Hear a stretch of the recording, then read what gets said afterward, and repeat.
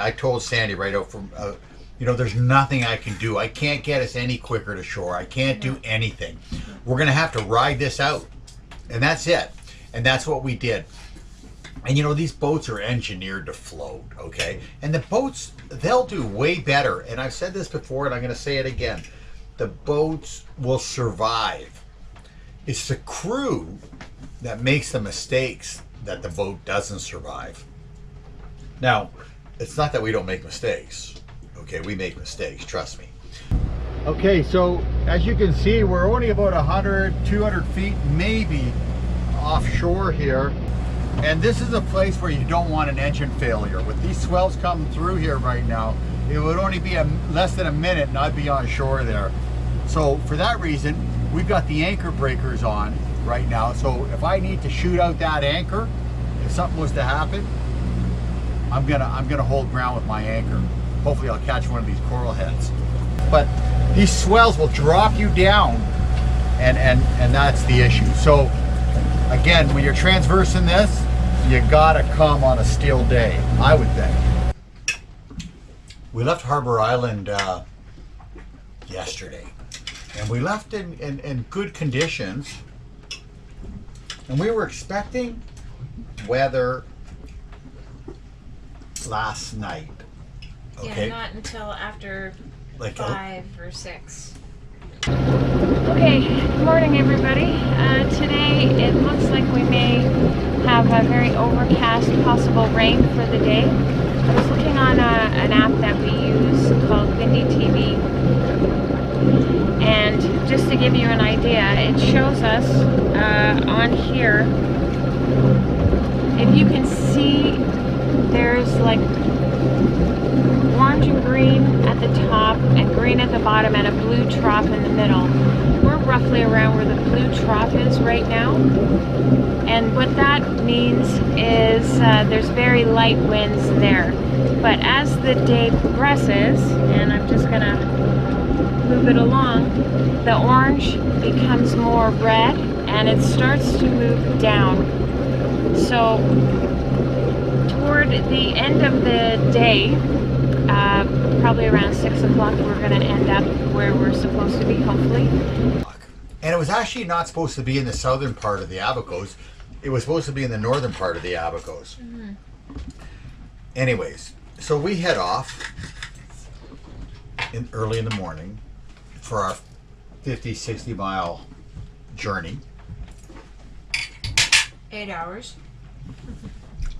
We'd planned to be here by anchored at 6 o'clock at night.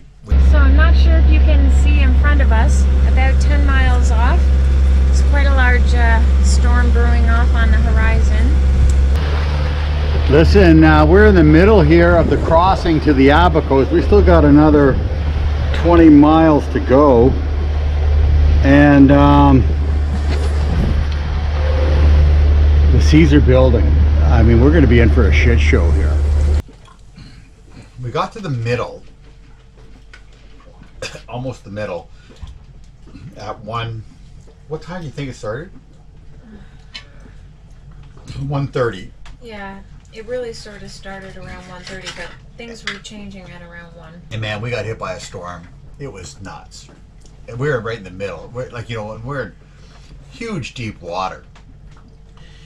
And the winds were 40 knot winds. They hit 40 knot winds. That wasn't the problem. The winds weren't a problem. It's not so much this little purple storm thing here, but it's the seas. The seas will make it uncomfortable. And if we're on a track and we're heading somewhere, but if we have to divert and go out of our way into the middle more, or north or south, and spend a whole night out here, that's what we'll do to be safe.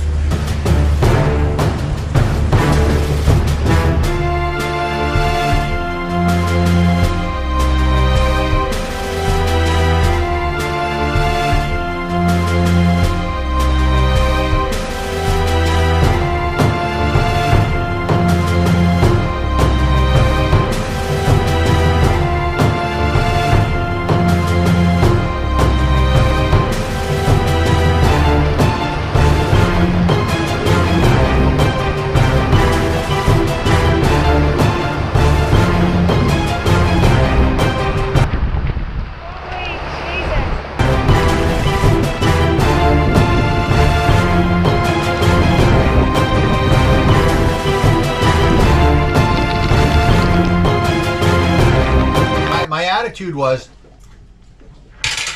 don't fight it. The wind was pushing us back. We were losing ground. That's how big the wind was. We were tied in, wearing life jackets, harnesses on, clipped on. We heaved to for a bit. You know, I came down and you know, the boat just rode the waves. Like, you know, we stopped the boat and you know, tumbled a bit with it. I mean, it's hard to be down here, you know, when it's doing that, but it's not bad. It's a safe way of doing it. And I came down and I put on a wetsuit, like top. I put on a wetsuit, and a sweater and a garbage bag on top of that sweater. Then my foul jacket, my sailing jacket, and my life vest on top of that. Yeah. And because, you know, I get soaked out there. I mean, the waves are coming every once in a while. Neptune, you know, I'm rolling with the waves, like, you know, hitting them on a good angle so the boat doesn't come crashing down, bang. But, you know, once in a while, Neptune would throw this wave, just hit the back corner of the boat and just soak me.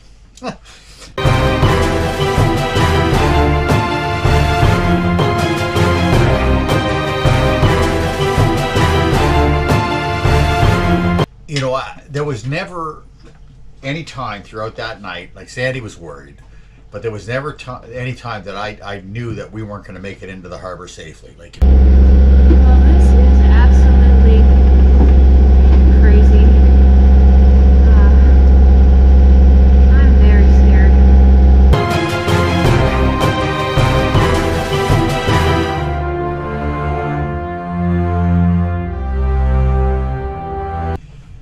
the goddamn waves. I've never seen waves so big. I mean, this was straight out of a movie. The waves were crashing big.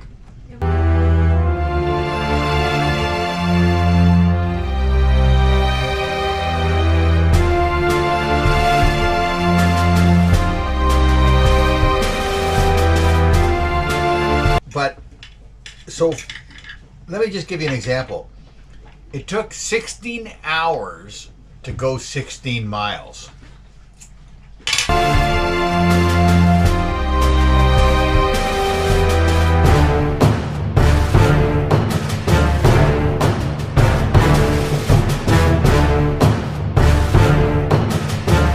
We got here at 6:30 in the morning, or 6 o'clock in the morning. I was in bed. 6 o'clock in the morning. So Yeah. it was 22 hours, something that should have taken 8 Yeah. to 9 hours. It was 22 hours. So at, Yeah. you know, after we anchored the boat, I said, just make me a hot coffee. I want a hot coffee. And then I went to bed at 6:30, and then we had 3 or 4 hours sleep. Yeah. And then we just put ourselves in the boat back together, and it's been a great day.